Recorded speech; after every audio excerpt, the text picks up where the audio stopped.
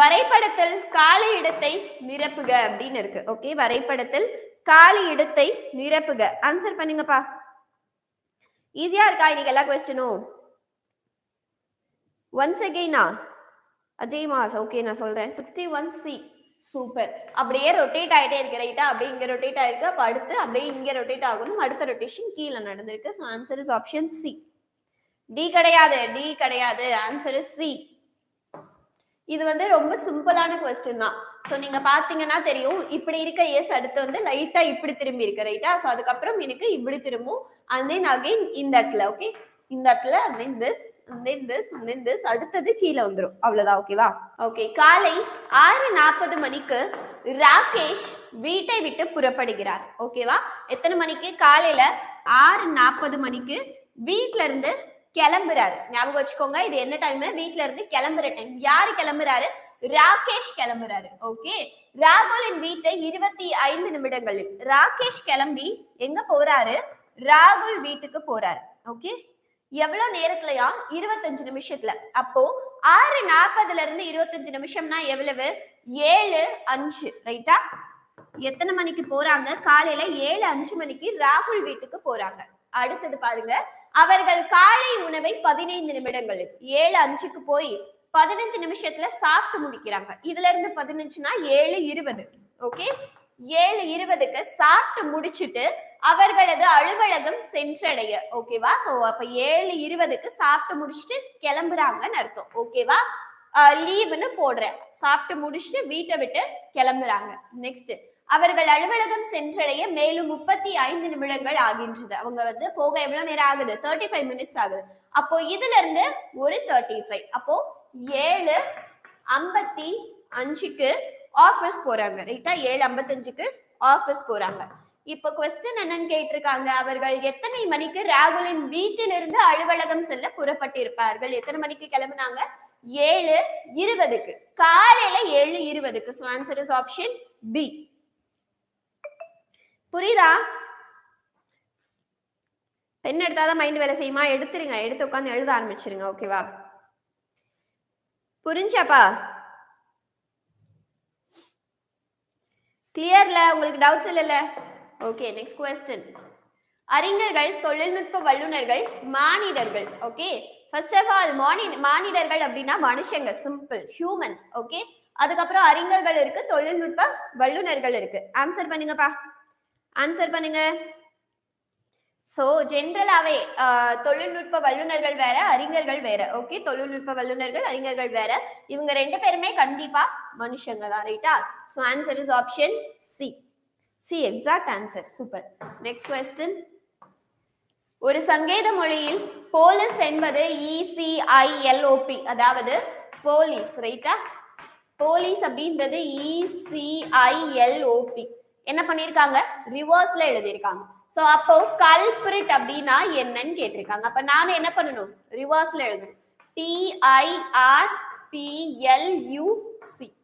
Okay, TIRPLUC எங்க இருக்கு? அப்படி ஒரு ஆப்ஷனே காணும். தப்பா எழுதியிருக்கோமா? கரெக்டா தானே எழுதியிருக்கோம். பிரிட். Okay, TIRP. இந்த இடத்துல இப்ப ஆப்ஷன் இருக்கு. 64C-யா? TIAP-ன்னு இருக்கு. தப்பு. Culprit spelling, so POLIC. So answer is TIRP தான். TIRP ன்னு ஆப்ஷனே இல்லையா? சோ இந்த இடத்துல தப்பா இருக்கா? எஸ், இந்த இடத்துல ஏ வராது, ஆர் வரும். ஓகேவா? டியா? டி பாருங்க, LUC தானே வரணும். இங்க ULC-ன்னு இருக்கு. ஓகேவா? Option wrong. எஸ், சோ இந்த இடத்துல ஏன்னு கொடுத்திருக்காங்க. Next question. தற்போது தந்தையின் வயது மகனின் வயதை விட 5 மடங்கு ஆகும். ஓகே, தற்போது தந்தையின் வயது மகனின் வயதை விட 5 மடங்கு. சோ மகன். ஓகேவா? மகனோட வயதை நான் என்னன்னு எடுத்துக்கிறேன்? எக்ஸ்ன்னு எடுத்துக்கிறேன். ஓகே, அடுத்தது தந்தை. தந்தையோட வயது எத்தனை மடங்கு அதிகம்? 5 மடங்கு. சோ 5x-ன்னு எடுத்துக்கிறேன். முடிஞ்சா? அடுத்து என்ன சொல்லியிருக்காங்க? 4 ஆண்டுகளுக்கு பிறகு, 4 வருஷத்துக்கு பிறகு. ரைட்டா? சோ அப்போ x plus 4, அதே மாதிரி 5x plus 4. 4 வருஷத்துக்கு பிறகு ரெண்டு பேருக்கும் 4 வயசு இன்க்ரீஸ் ஆயிருக்கும். 4 வருடங்களுக்கு பிறகு தந்தையின் வயது மகன் வயதை விட 4 மடங்கு. அப்போ அவன் மகன் வயதுல 4 வயசு நான் மல்டிப்ளை பண்ணேன்னா எனக்கு இவரோட வயசு கிடைக்கும். முடிஞ்சு போச்சா? புரியுதா? இந்த ஈக்குவேஷன் புரியுதா? சி எக்ஸாக்ட் ஆன்சர் அப்பா. சி கரெக்டா? எஸ். 12 தந்தை 60 கரெக்ட் தான். சோ இப்படி சால்வ் பண்ணீங்கன்னா உங்களுக்கு என்ன கிடைக்கும்? 4x plus 16 equal to 5x plus 4. So இங்க கொண்டு போனா 1x அப்போ is equal to 12. அந்த பையனோட வயசு என்னது? x equal to 12. அப்போ மல்டிப்ளை பண்ணா 60. So answer is option C. கிளியரா? சூப்பர். Next question. கீழ்கண்ட வார்த்தைகளை ஆங்கில அகராதியின் படி வரிசைப்படுத்த வேண்டும். ஓகேவா? வரிசைப்படுத்தலாமா? feet. ஓகே. சோ அடுத்தது face. அடுத்தது free, fret, not free, fret. அடுத்தது fall. ஓகே. எல்லாமே ஃபர்ஸ்ட் f தான் இருக்கு. நெக்ஸ்ட் பாத்தீங்கன்னா a இருக்கு. அப்போ faceன்றது ஃபர்ஸ்ட். அடுத்தது fear.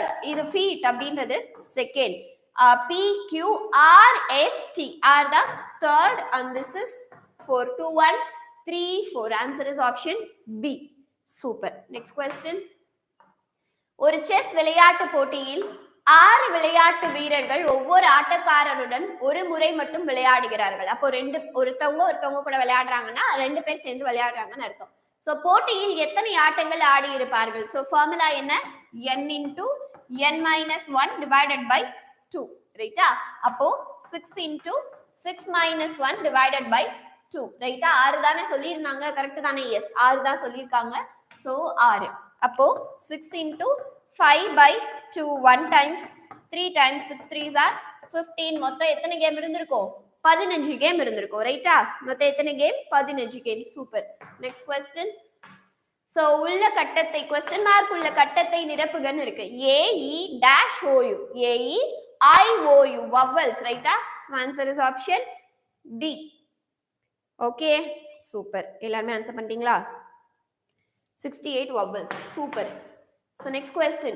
ஒரு வாத்து இரு வாத்துகளுக்கு முன்னால் உள்ளது. ஒரு வாத்து 2 வாத்துக்கு முன்னாடி இருக்கு. ஓகே. நெக்ஸ்ட். ஒரு வாத்து இரு வாத்துகளுக்கு பின்னால். அப்போ ஒரு வாத்து இரு வாத்துகளுக்கு பின்னால் இருக்கு. இங்கே அது சாட்டிஸ்ஃபை ஆயிடுச்சு. நெக்ஸ்ட். ஒரு வாத்து மத்தியில், அதாவது ஒரு வாத்து சென்டர்ல, இந்த பக்கம் 1 இந்த பக்கம் 1 இது சென்டர். மூணுமே சாட்டிஸ்ஃபை ஆகுது. அப்ப மொத்தம் எத்தனை வாத்து இருக்கு? 3 வாத்துகள் இருக்கு. ஓகே. சூப்பர். Answer is 3. கீழே உள்ள வரிசையில் அடுத்து வருவது என்னன்னு கேட்டிருக்காங்க. ஓகேவா? கீழே உள்ள வரிசையில் அடுத்து வருவது என்ன? ஓகே. சோ இதுல ஒரு B exact answer, no doubt. Super. So இது வந்து ஃபர்ஸ்ட் வந்து இந்த லைன் இருக்கு, மேல ஒரு லைன் போட்டிருக்காங்க. ரைட்டா? அடுத்து இங்க ஒரு லைன் போட்டிருக்காங்க. ஒரு மிஸ்டேக் இருக்கு, அது மட்டும் நான் காட்டிடுறேன். மிஸ்டேக் இல்ல, உங்களுக்கு பிரிண்டிங் அப்படி தெரியலாம்.